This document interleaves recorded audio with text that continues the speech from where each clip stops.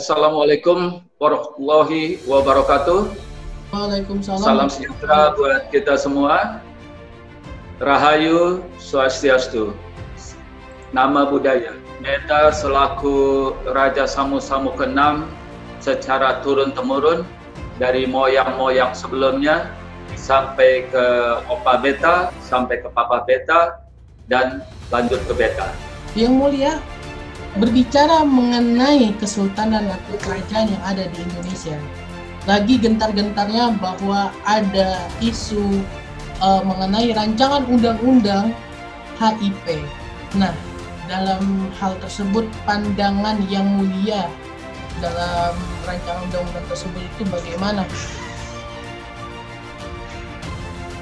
Yang pertama, Beta ucapkan terima kasih atas kepercayaan dari media telusur.com.id, di mana ingin sekali meminta pendapat dari Beta selaku Raja Samu-Samu 6 dan juga Beta selaku Sekretaris Jenderal Silatnas Raja Sultan Nusantara Indonesia berkaitan dengan rancangan undang-undang haluan ideologi Pancasila.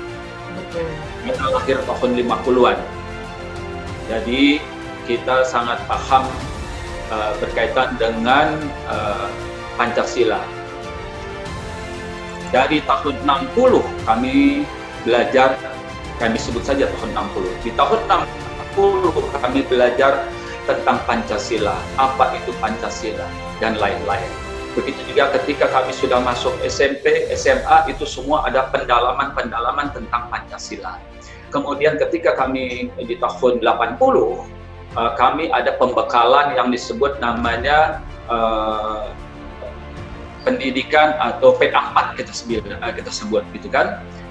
Di mana kami P4 itu adalah tentang Pancasila, kami diberikan pemaparan, diberikan pematangan, diberikan pandangan dan segala hal yang berkaitan dengan Pancasila. Di mana Pancasila sebagai dasar negara itu kami telah ditanamkan, di mana kita ketahui bahwa Republik Indonesia ini adalah karena adanya Pancasila. Tidak ada hal-hal yang lain kecuali itu sebagai dasar negara, dasar kehidupan berbangsa dan bernegara di negara Republik Indonesia. Nah, berkaitan dengan rancangan undang-undang haluan ideologi Pancasila, terus terang saja Beta sudah membaca secara keseluruhan dari pasal per pasal, dari bab per bab, pasal per pasal, di mana hal-hal yang paling penting di dalam berkaitan dengan rancangan undang-undang haluan ideologi Pancasila adalah memang sangat mengejutkan hampir setiap orang, apapun agamanya, tetapi kami sebut adalah bangsa Indonesia, di mana ada klausul atau pasal di mana yaitu ketuhanan yang Maha Esa direncanakan, yaitu akan dijadikan ketuhanan yang berbudaya. Di dalam hal ini, Beta sebagai manusia, Beta sebagai umat muslim, Beta sebagai bangsa Indonesia, lahir di Indonesia, besar di Indonesia, makan di Indonesia, mungkin mati juga insya Allah di Indonesia. Beta berpikir bahwa ketika semua makhluk yang ciptaan Allah itu adalah hanya menyebut Tuhan yang Maha Esa, sekarang direncanakan di dalam rancangan undang-undang haluan ideologi Pancasila itu akan direncanakan, akan diubah, akan diperbaharui mungkin menjadi ketuhanan yang berbudaya. Di dalam hal ini, terus terang saja, Beta selaku raja, Beta selaku manusia, Beta selaku umat muslim, selaku bangsa Indonesia, menilai adalah masa iya Tuhan disamakan, disejajarkan, disederajatkan dengan manusia-manusia sebagai hamba-hambanya, di mana ketuhanan yang berbudaya. Di dalam hal ini, berbedalah Allah menciptakan segala alam semesta termasuk hamba-hambanya, termasuk ciptaan-ciptaannya.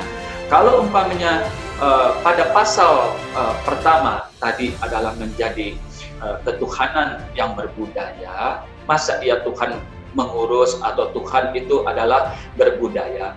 Persoalan keyakinan, persoalan kepercayaan kepada hal-hal yang menurut manusia itu sendiri, menurut orang itu sendiri, menurut individu setiap orang itu sendiri, itu silakan aja. Apakah dia mau bertuhankah atau tidak bertuhankah, atau dia mau bertuhan kepada apapun, silakan saja. Tetapi dasar negara, yaitu dengan ketuhanan yang Maha Esa, itu sudah ditetapkan sebagai dasar negara. Kalau dasar atau fondasi negara itu diubah, maka ya tentunya akan terjadi geseran. Ya, kita sebut saja kalau umpamanya itu bangunan rumah, fondasinya sudah benar, sudah kuat, sudah mapan dengan 5 sila tadi, kita sebut Pancasila dengan 5 sila, yaitu ketuhanan yang Maha Esa. Jadi mengutamakan, menjunjung tinggi Allah. Sekarang Allah disejajarkan dengan manusia, lalu Allah disejajarkan dengan bahwa kalau umpamanya selama ini kita menghadap kepada Allah dengan berdoa, dengan bersembahyang atau apapun caranya, gitu kan? Sekarang lalu dibudayakan menjadi yang berbudaya, Tuhan yang berbudaya. Masa iya sih dengan tarian-tarian lalu itu menjadi satu hal yang dianggap Tuhan? Nah, itu yang berkaitan dengan pertama. Yang kedua, dari 5 sila. Kalau umpamanya Allah sudah memberikan kesempurnaan kepada bangsa Indonesia dengan 5 sila, bahwa manusia punya 5 jari. Kalau umpamanya 5 jari tadi sudah sempurna, lalu dihilangkan 2 jari saja menjadi 3 sila atau trisila, ya tentunya kan kita akan berbeda. Ini makhluk apa nih? Bukan lagi manusia. Jadi bahwa Pancasila itu adalah Allah sudah ciptakan. Memang betul ada hal-hal yang ada pihak-pihak atau hampir setiap orang mengatakan bahwa Pancasila itu berkaitan erat dengan Islam.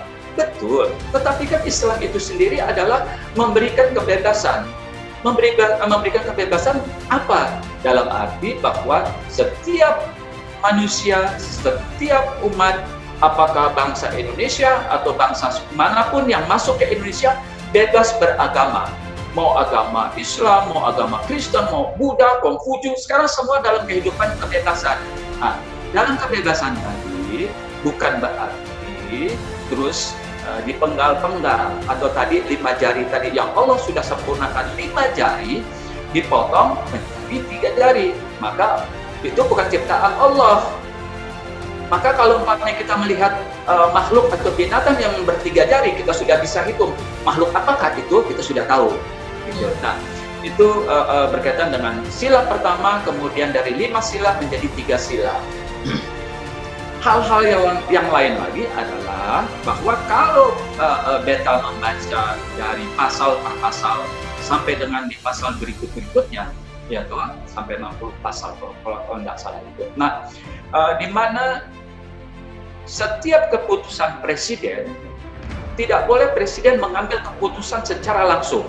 Presiden harus mendapat arahan, presiden harus mendapat petunjuk, mendapat persetujuan dari badan yang mengelola daripada haluan ideologi Pancasila tersebut. Sehingga presiden bukan lagi menjadi pemimpin atau pucuk pimpinan di negara ini. Presiden disetir. Berkaitan dengan hal itu, satu, hal yang lain adalah bahwa berkaitan dengan apabila rancangan undang-undang haluan ideologi negara ini disahkan, maka yang bertanggung jawab adalah Presiden Republik Indonesia di dalam rancangan undang-undang tersebut. Sehingga apabila terjadi segala sesuatu, maka presidenlah yang bertanggung jawab terhadap itu. Dan penyusun ini sangat ahli. Nah, itu bagian-bagian yang cukup penting berkaitan dengan itu. Oke. Lantas Yang Mulia, bagaimana sikap Yang Mulia menanggapi hal seperti ini? Sikap dari kerajaan Samu-Samu ini bagaimana saat ini? Ya, Beta selaku Raja Samu-Samu VI Galaksa Pantoning Stambul dari Maluku menyatakan bahwa Beta selaku bangsa Indonesia, Beta selaku Raja, Beta selaku umat beragama menyatakan bahwa Beta menolak atas rancangan undang-undang haluan ideologi Pancasila.